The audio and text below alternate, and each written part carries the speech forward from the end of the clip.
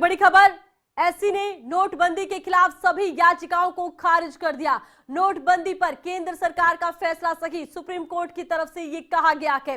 तो नोटबंदी देश में हुई थी, जिसको लेकर कई याचिकाएं कोर्ट में लगाई गई थी, लेकिन सुप्रीम कोर्ट ने इन तमाम याचिकाओं को खारिज कर दिया है और नोटबंदी पर केंद्र सरकार का फैसला सही, सुप्रीम कोर्ट की तरफ से ये कहा गया है कि नोटबंदी को लेकर जो केंद्र सरकार ने फैसला लिया था वो बिल्कुल सही था।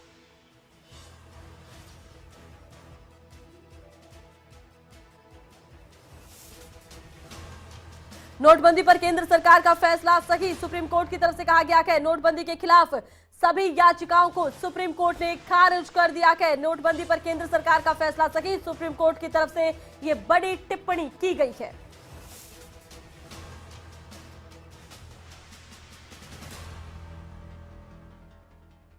तो सुप्रीम कोर्ट ने नोटबंदी के खिलाफ दायर की गई तमाम याचिकाओं को खारिज करते हुए कहा है कि नोटबंदी पर केंद्र सरकार का फैसला सही था।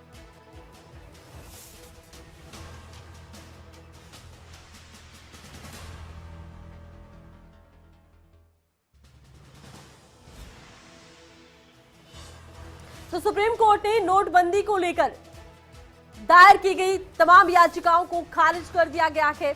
आपको बता दें कि सुप्रीम कोर्ट में नोटबंदी के खिलाफ याचिका दायर की गई थी कई, और इन याचिकाओं को खारिज करते हुए सुप्रीम कोर्ट ने टिप्पणी में कहा है कि केंद्र सरकार का फैसला सही है।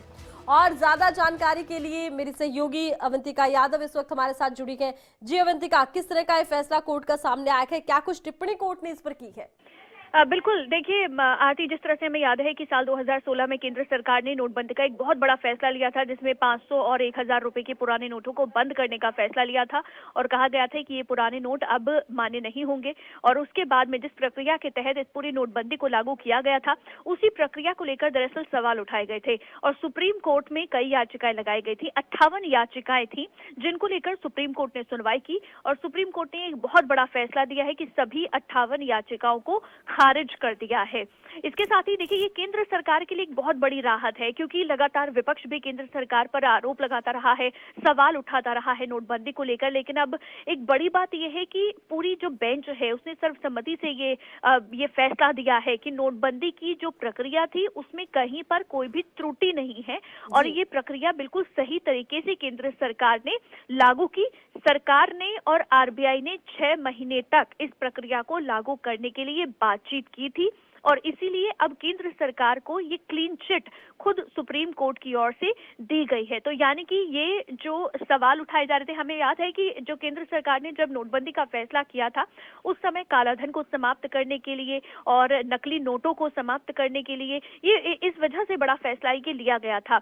लेकिन लगातार जो विपक्ष है वो सरकार पर निशाना साधता रहा, लेकिन अब इसे लेकर सुप्रीम कोर्ट की ओर से केंद्र सरकार को ये क्लीन चिट मिली है और कहीं ना कहीं एक बड़ी राहत भी है। सभी 58 याचिकाओं को खारिज कर दिया है। लेकिन एक बड़ी बात जो कही गई है, जो सवाल उठते थे प्रक्रिया के ऊपर, जिस तरह से नोटबंदी की इस पूरी प्रक्रिया को लागू किया गया, तो सुप्रीम कोर्ट ने कहा है कि दरअसल इस प्रक्रिया को लागू करने में कहीं पर कोई भी त्रुटि नहीं रही है और पूरी बातचीत करके पूरे व्यवस्थित तरीके से ही केंद्र सरकार ने नोटबंदी का सही फैसला लिया।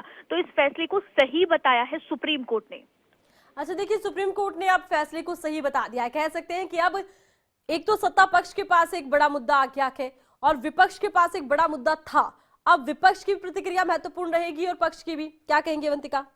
जाहिर तौर पर देखिए, इसके बाद क्योंकि लगातार सरकार पर विपक्ष निशाना साधता रहा है, लेकिन अब ये सरकार के हाथ में एक गेंद चली गई है और बड़ा मौका मिल गया है विपक्ष को भी साथ घेरने का कि कहीं ना कहीं जो सवाल आप उठा रहे थे, सुप्रीम कोर्ट ने उस प्रक्रिया को, उस तरीके को एकदम सही बताया है और कहा है कि नोटबंदी के फैसले को भी सही बताया है कि नोटबंदी का जो फैसला लिया वो सही था। सुप्रीम कोर्ट ने कहा है कि नोटबंदी से पहले केंद्र और आरबीआई के बीच में सलाह मशवरा हुआ था। सुप्रीम कोर्ट ने माना है कि नोटबंदी का फैसला लेते समय अपनाई गई प्रक्रिया में कहीं कोई कमी नहीं थी और इस अधिसूचना को रद्द करने की जरूरत नहीं है। इसके साथ ही साथ देखिए, अगर हम केंद्र की बात करें तो केंद्र सरकार ने कोर्ट में क्या कहा? कोर्ट ने इन याचिकाओं का जवाब देते हुए केंद्र ने कहा कि दरअसल जाली नोट, बेहिसाब धन, आतंकवाद जैसी गतिविधियों के ऊपर वार करने के लिए नोटबंदी एक बड़ा कदम था और उस समय प्रधानमंत्री ने भी कहा था, जब प्रधानमंत्री ने देश को संबोधित किया था 2016 में नोटबंदी की घोषणा करते हुए। इसके साथ ही अर्थव्यवस्था को लेकर भी यहाँ पर लाभ पहुंचाने के लिए, हालांकि लोगों को तकलीफ जरूर हुई, उससे इनकार नहीं किया जा सकता, लेकिन नोटबंदी से डिजिटल अर्थव्यवस्था का लाभ भी पहुंचा। इसके साथ ही नकली करेंसी को सिस्टम से बाहर, काफी हद तक बाहर करने के लिए भी इससे मदद मिली है। अगर हम आरबीआई की बात करें आरती, तो देखिए आरबीआई ने जो कहा है, आरबीआई ने कहा है कि केंद्र से सिफारिश करने के लिए आरबीआई अधिनियम के तहत प्रक्रिया का पालन किया गया।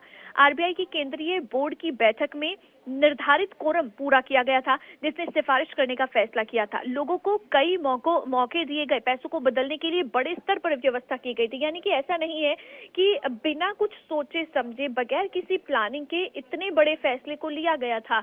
जो कहा है कोर्ट ने अब कि पूरे व्यवस्थित तरीके से, आरबीआई ने भी ये कहा है, केंद्र ने भी कहा है कि पूरी तरह से बातचीत चल रही थी, सलाह मशवरा किया गया।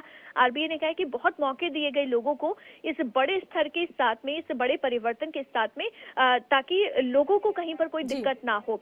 तो उनकी नोट बदलने के लिए पूरा सहयोग किया गया है, कई मौके दिए गए और पूरे व्यवस्थित तरीके से पूरी नोटबंदी की प्रक्रिया को लागू किया गया था। सर्कुलेशन से जो हटाई गई थी 500 और 1000 की पुरानी करेंसी को, तो वो सर्कुलेशन से हटाने के लिए सभी पहलुओं को ध्यान में रखा गया था। चलिए, बहुत बहुत शुक्रिया अवंतिका, तमाम जानकारी आपने दर्शकों तक पहुंचाई है। तो आज के दिन ये बड़ा फैसला सुप्रीम कोर्ट का सामने आया है। नोटबंदी की खिलाफ ये याचिका लगाई गई थी सुप्रीम कोर्ट में, एक नहीं बल्कि तकरीबन 50 से ज्यादा याचिकाएं थी, जिन्हें तमाम को सुप्रीम कोर्ट ने खारिज करते हुए कहा है कि केंद्र सरकार का नोटबंदी का ये फैसला सही था और इसे लागू करने में भी कहीं कोई कमी नहीं रही। कुल 58 याचिकाएं थी जिन्हें रद्द कर दिया है सुप्रीम कोर्ट ने। आर्थिक फैसले को पलटा नहीं जा सकता, ये बड़ी टिप्पणी सुप्रीम कोर्ट की तरफ से फैसला सुनाते हुए की गई है।